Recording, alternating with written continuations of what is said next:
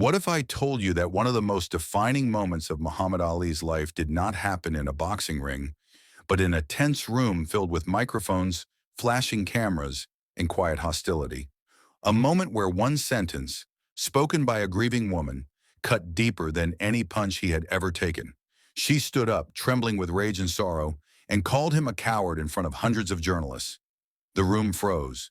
His team was ready to pull him away, to shut everything down before it became a disaster. Ali could have walked out, protected his name, and let her words hang in the air unanswered. Instead, he chose a response so unexpected, so deeply human, that it transformed public anger into collective silence and left even his critics struggling to hold back tears. It was a moment that revealed a truth far greater than boxing, a truth about courage, dignity, and the power of compassion when you are under attack. It was late April of 1967, just days after Muhammad Ali had refused induction into the United States military. The press conference at the New York Hilton was overcrowded, loud, and charged with resentment. Journalists were packed shoulder to shoulder, cameras balanced on tripods, tape recorders humming softly as they waited for confrontation. Ali was no longer seen simply as the heavyweight champion of the world.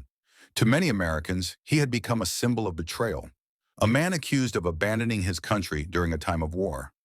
His legal team had arranged the conference to explain his position, to offer clarity about his beliefs and his refusal to fight in Vietnam. But very few people in that room came seeking understanding. Most had come to judge. Ali sat at the front, dressed sharply, his posture calm, but his face showing the weight of what he was risking. His boxing license, his titles, his income, even his freedom were on the line. Refusing the draft could mean years in prison. Yet he remained firm, believing his faith and conscience demanded this stand. Question after question came at him like jabs. Accusations of cowardice, claims that he was hiding behind religion, doubts about his loyalty and his character. Ali responded with restraint, explaining that he was fighting a different battle, one rooted in belief in justice rather than physical force. The room remained unconvinced. In the middle rows sat a woman named Sarah Mitchell, a respected sports journalist known for her sharp reporting and unwillingness to soften hard truths. But that day, she was not just a reporter. She was a sister carrying 6 months of unresolved grief. Her younger brother James had been killed in Vietnam at the age of 22.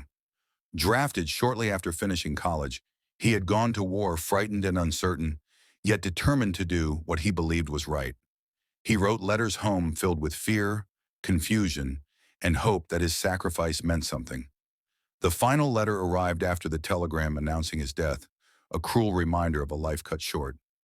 Sarah had watched her parents break under the weight of loss. She had attended memorials, listened to folded flags being handed to families just like hers, and tried to make sense of why her brother had to die so far from home. And through all of it, she watched Muhammad Ali stand firm in his refusal to serve. To her, it felt like an insult. While her brother lay buried in American soil, Ali stood protected by fame and lawyers, speaking calmly about conscience. The anger built quietly, feeding on grief. As the press conference dragged on, Sarah felt something inside her snap. She stood abruptly, the sound of her chair scraping across the floor, cutting through the noise. Every head turned. Her voice shook as she spoke, but it carried across the room with raw intensity. She accused Ali of enjoying privilege while others died. She spoke of her brother's fear, his sense of duty, and his death. Tears streamed down her face as she called Ali a coward and said his refusal dishonored the sacrifices of men like James. The room fell into absolute silence. Even the photographers hesitated. Ali's handlers moved toward him, signaling to end the conference immediately. Ali raised his hand, stopping them. He stood slowly and looked directly at Sarah, not with anger, not with defense, but with steady attention. He asked her one simple question. "What was your brother's name?" The question disarmed her. She answered quietly, "James." Ali nodded and asked her to tell him about him. Not about the war, not about how he died, about who he was. The room listened as Sarah spoke through tears about James's humor, his love of music, his dreams of becoming a teacher, the way he used to make her laugh even on her worst days. For the first time, Her brother was no longer a statistic or a symbol. He was a person. Ali listened without interruption. When she finished, he spoke softly. He said her brother sounded like a remarkable man and that her pain was real and deserved respect. He acknowledged her anger and explained that he understood why she felt the way she did. Then he asked another question, gently but firmly. Does courage only come in one form? He spoke of James's bravery, of going to war despite fear. He honored that sacrifice openly, but he also spoke of another kind of courage, the courage to stand alone, to risk everything you have built because your conscience tells you something is wrong. He did not claim his courage was greater, only different. Different battles require different kinds of strength. Ali stepped closer, lowering his voice. He told her that her anger was not truly about him. It was about loss, about injustice, about a war that took someone she loved. He said he was an easy target because he was visible, because his choice felt like rejection. Sarah's shoulders shook as months of buried grief finally broke free. Ali said he did not have words that could heal her pain. He said he wished no family ever had to receive a telegram like hers, but he believed that asking difficult questions about war and conscience was one way to honor those who had died. He said that both James's sacrifice and his own stand were part of the same conversation about what it means to be brave. The silence in the room felt heavy. Then something unexpected happened. Sarah stepped forward and embraced Ali, sobbing openly. Ali held her without hesitation, without concern for cameras or public opinion. He simply stood there, allowing her grief to release itself.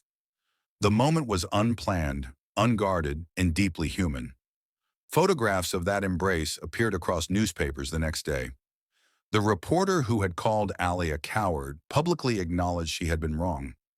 Ali responded with kindness, telling her she had nothing to apologize for. Grief, he said, has its own voice. Before the conference ended, Ali addressed the room and said that what had just happened mattered more than any political statement. It showed that real strength is not about attacking back. It is about listening when it would be easier to fight. In the days that followed, Sarah wrote an article unlike anything she had ever published. It was not an accusation. It was a reflection on loss, anger, and unexpected grace. The piece spread widely, sparking conversations across the country. Opinions about Ali did not suddenly align, but something shifted. People began to see complexity instead of labels. Sarah continued to cover Ali throughout his career.